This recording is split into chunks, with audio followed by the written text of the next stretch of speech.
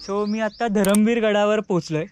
तर ह्या गडाचं नाव पहिल्यापासून धरमवीर गड नव्हतं, तर 1300मध्ये पांडे पेडगावचा भुईकोट किल्ला असं म्हटलं जायचं. मग त्यानंतर जेव्हा बहादूर खान इथे आला आणि त्यांनी अख्खा गड त्याच्या नावाने करून घेतला, तेव्हा या गडाचं नाव बहादूरगड असं करण्यात आलं. आणि मग आत्ता 2008मध्ये ह्या गडाचं नाव धर्मवीरगड हे ठेवण्यात आलं. त्याचं कारण असं की औरंगजेबानी संभाजी महाराजांना त्यांचा धर्म बदलण्यासाठी सांगितलं होतं आणि त्याला त्यांनी नकार दिला.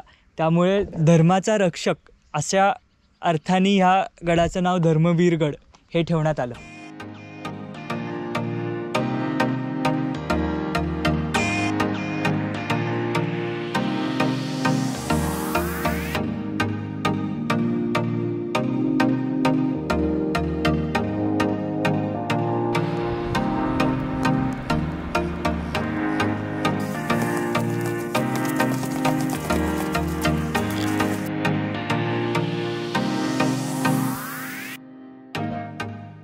त्या काळातला बाथटब आहे.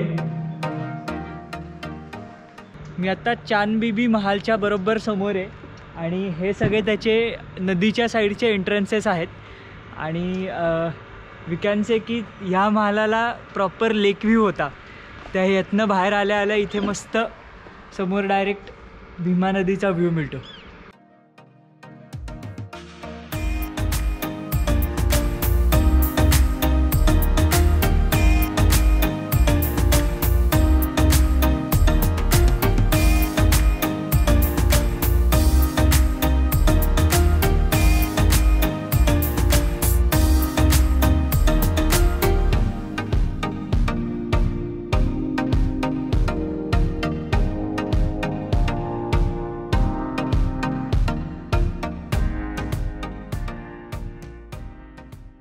तर इन जनरल या गडाची माहिती सांगायला गेली तर सरस्वती आणि भीमा नद्या ज्या आहेत त्याचा जिथे संगम होतं तिकडे हा गड बांधला आहे.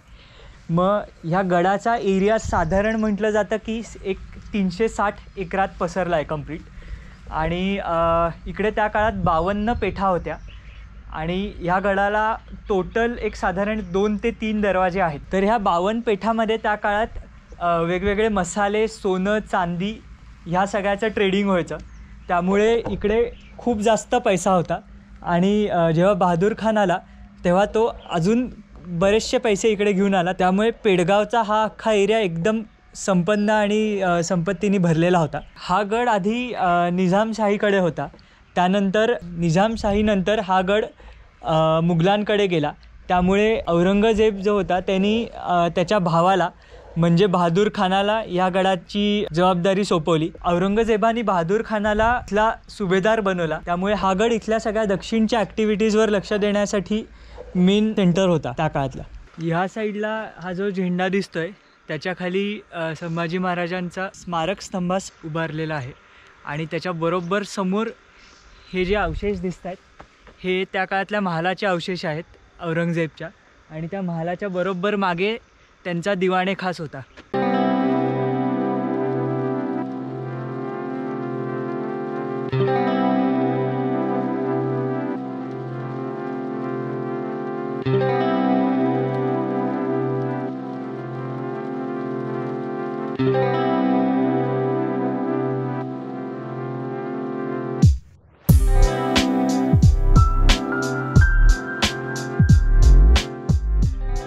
मी आत्ता संभाजी महाराजांच्या स्मारक स्तंभासमोर उभा आहे. बरोबर हा तो स्तंभ आहे आणि त्याच्यासमोरची जी पाटी दिसते आहे तिकडे कवी कलशांनी केलेली ती कविता लिहिली आहे.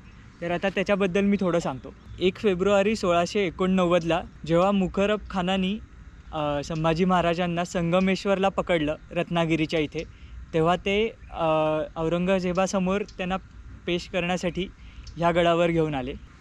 जेव्हा संभाजी महाराजांना पकडून बहादूरगडावर आणलं गेलं तेव्हा त्यांना पूर्ण जंजिरांमध्ये आणि इराणी तक्त्यामध्ये बांधून इकडे आणण्यात आलं गेलं.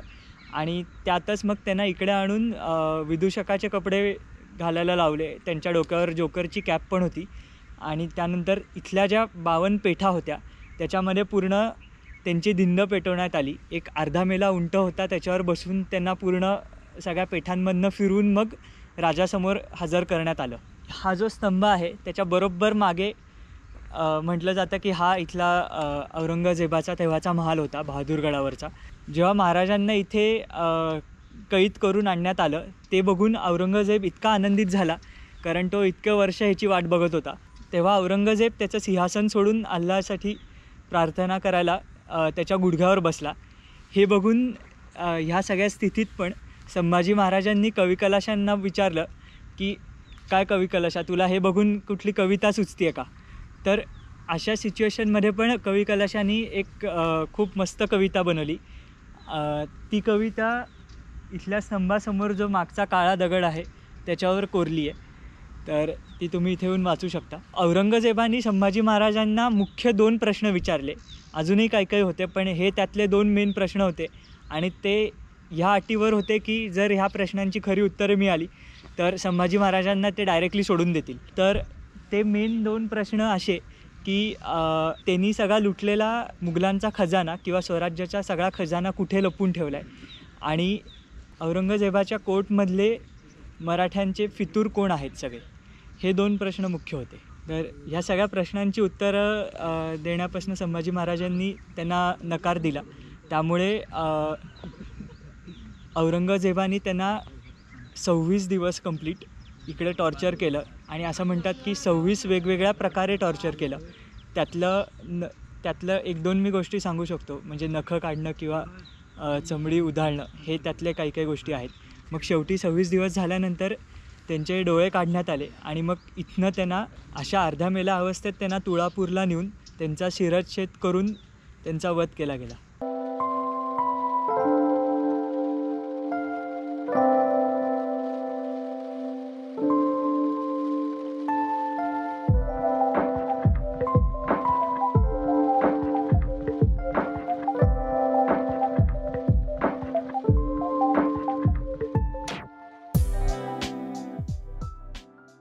मी आता डोले कमानीपाशी पोचलो आहे. तर इकडे एक मोठा तलाव दिसतोय त्या काळातला बांधलेला आणि लेट्से हा तेव्हाचा आंघोळ करायचा पूल होता. तर इथे जी दगडं पडली आहेत ना, तर त्यांच्यामध्ये वॉटर चॅनलिंग केलेल्याचे अवशेष दिसत आहेत. तर तिकडे एक डोंगर आहे, मागचा जो झेंडा एक मला इथनं दिसतोय, त्या डोंगरावर एक टाकी बांधलेली आणि त्या टाकीतनं अख्ख्या गडावर वॉटर चॅनल आत्ताच्या काळात कसे वर्क करतात तसं पाण्याची सोय केलेली. तर हे इथे क्लिअरली दिसतंय, हे चॅनल्स आहेत. इथल्या एका चॅनलला राईट अँगल पण आहे.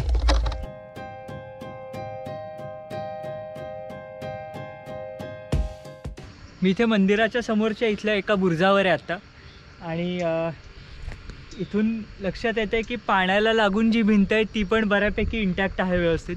आणि इथे मागे ही पहिली हत्ती मोते, त्याच्या एक्झॅक्ट मागे अजून एक आहे जिथनं वॉटर सप्लाय केला जायचा.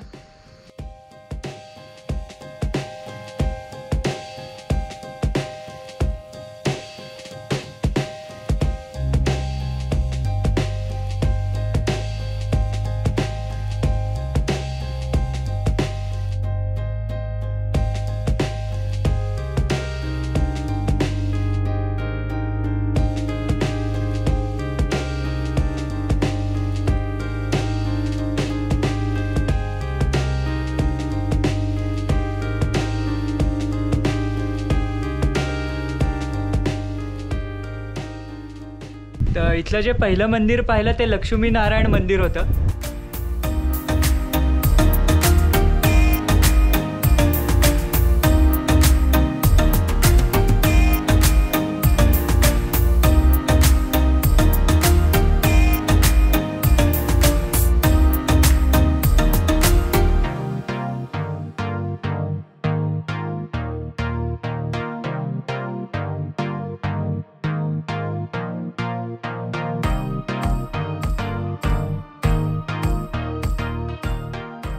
आणि आत्ताचं जे मंदिर आहे इथलं ते बाळेश्वर टेम्पल. तर हे जे सगळी मंदिरं आहेत ती भूमिजा शैलीमध्ये निर्माण केली आहेत आणि अशा प्रकारची शैली नाशिक साईडला किंवा आपल्या महाराष्ट्रात सगळीकडे बघायला मिळते. तर इथलं सगळं कोरीव काम इतकं जबरदस्त आहे की म्हणजे त्या नर्तकेच्या पायामधली गॅप पण त्या दगडातनं दाखवली गेली आहे. तर हे म्हणजे तो दगड असा कोरला आहे की जणू काही तो लाकूडच आहे. इथल्या मंदिरांचं कोरीव काम बघण्यासाठी इकडे नक्की यावे.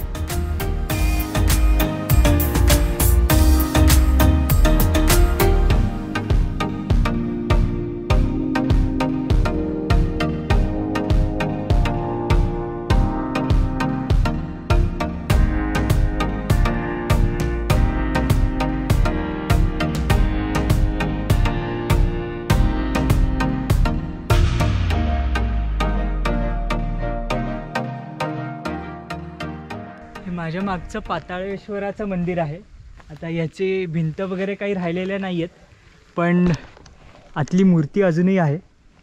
या पाताळेश्वर मंदिराच्या बरोबर राईट साईडला एक दरवाजा आहे गडाचा. तर हा दरवाजा इथला पाण दरवाजा असं म्हटलं जातं, कारण हा इथल्या पाण्याच्या साईडला ओपन होतो. आणि याची पण अवस्था काही फारशी छान नाही आहे, पण इझिली मेकआउट करता येतं. याला पाण दरवाजा म्हणतात कारण इथनं पाण्यात जायची डायरेक्ट एंट्री आहे. हा या गडाच्या साधारण 3-4 दरवाजांपैकी एक दरवाजा आहे. आणि इथनं बरेचसे फिशरमॅन आत्ता खाली जाऊन त्यांच्या बोटी काढून तिकडे जात आहेत, त्यामुळे अजूनही तो वापरात आहे बऱ्यापैकी.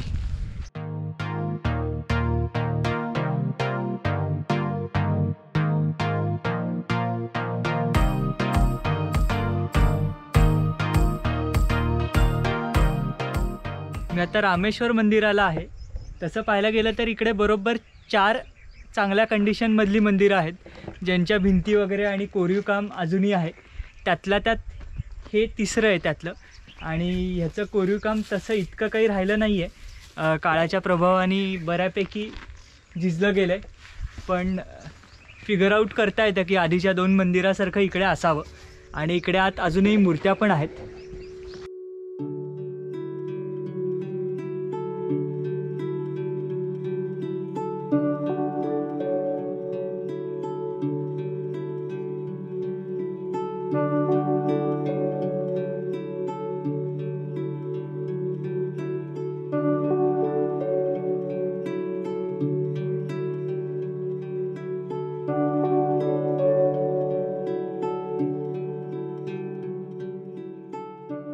हे इथलं चौथं आणि शेवटचं मंदिर, ज्याचं नाव मल्लिकार्जुन मंदिर.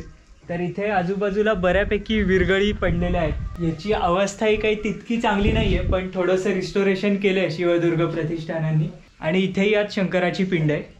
हा वरचा टॉप बघू शकतो, त्यातला अर्धा पीस तर पडलेलाच आहे. आणि ते एकामेकांवर दगड रचून तो टॉप बनवला आहे. कुठलाही त्यापैकी एक दगड फेल झाला तर अख्खाच्या अख्खा ढासळून खाली येईल.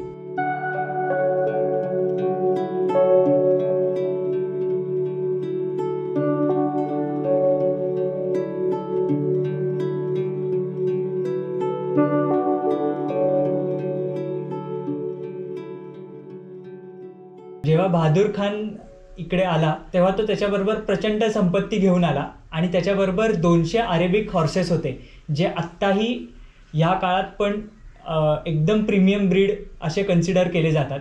तर ह्याची माहिती महाराजांना लागली आणि त्याच्यानंतर त्यांनी ही जागा लुटायचं ठरवलं. तर तेव्हा बहादूर खानाकडे साधारण 7,000ची फौज होती असं म्हणतात, आणि शिवाजी महाराजांकडे 6,000ची. तर शिवाजी महाराजांनी अशी ट्रिक केली की त्यांनी 3,000 त्यापैकी माणसं ह्या गडावर डायरेक्ट मार्च करून पाठवली. आणि त्यांना अशी आज्ञा दिली गेली की तुम्ही ही सगळी फौज घ्यायची आपल्या पाठीशी आणि लांब पळून जायचं, आणि मग एका पॉईंटनंतर डिस्पर्स होऊन जायचं. तर जेव्हा ही फौज इकडे आली तेव्हा बहादूर खानाने पूर्णच्या पूर्ण त्याची 7,000 माणसं त्यांच्या मागे पाठवून दिली. आणि शेवटी गडावर कोणी राहिलंच नाही. आणि मग महाराज उरलेले 3,000 घेऊन गडावर आले. म्हणजे त्यांना गड लुटणं ॲज गुड ॲज मोकळं रानच होतं हे. आणि इथली सगळी संपत्ती आणि मेनली ते 200 अरेबिक घोडे हे सगळं लुटून ते निवांतमध्ये परतले. तुमच्यापैकी काही लोकांनी पेडगावचे शहाणे ही म्हण ऐकली असेल, तर ती ह्याच्यामुळे पडली आहे. पेडगावचे शहाणे म्हणजे हे बहादूर खान. सो हा एक इथला मजेदार आणि छान किस्सा आहे. सो ह्या गडाला तसं पाहायला गेलं तर 2 बाजू आहेत. हा एक किस्सा जो पॉझिटिव्ह आपण म्हणू शकतो आणि निगेटिव्ह जो आपल्या संभाजी महाराजांबरोबर झाला